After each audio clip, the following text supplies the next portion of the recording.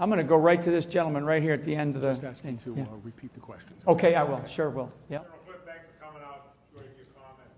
I fully intend on buying the book. Can you give us an idea, or a little prelude to what your plans are to defeat the ideology? Yeah, I mean, one of the things is that, and I start with this, and this really goes after being able to attack the ideology, discredit the ideology. I mean, we still have to do some military operations and the kinds of things that we're doing, but this doesn't mean, you know, more boots on the ground, because I always get asked that question.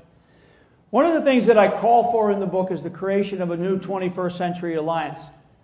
Rabbi Hausman mentioned President al-Sisi of Egypt. President al-Sisi is a good friend of mine. I've known him for a long time. He and I were we were colleagues when I was the senior intelligence officer at U.S. Central Command down in Tampa. We had responsibility for East Africa, the Middle East, and Central Asia. And al-Sisi was the head of intelligence at that time in the Egyptian military. So he and I became friends, actually.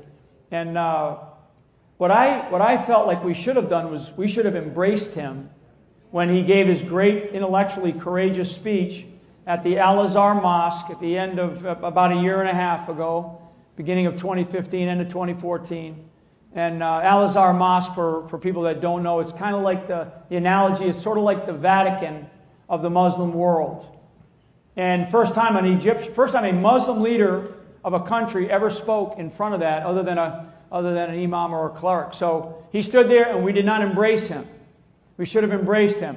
One of the things that I call for is a new 21st century alliance, and principally putting the burden on the backs of the Arab world.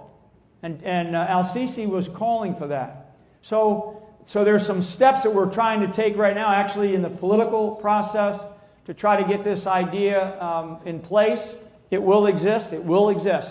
Trust me, it will exist, because we have to. The Arab world has to take more responsibility for what's happening. But in order to get there, they're going to need U.S. leadership. But the idea of discrediting the ideology, we spent 40 years discrediting the ideology of communism. 40 years.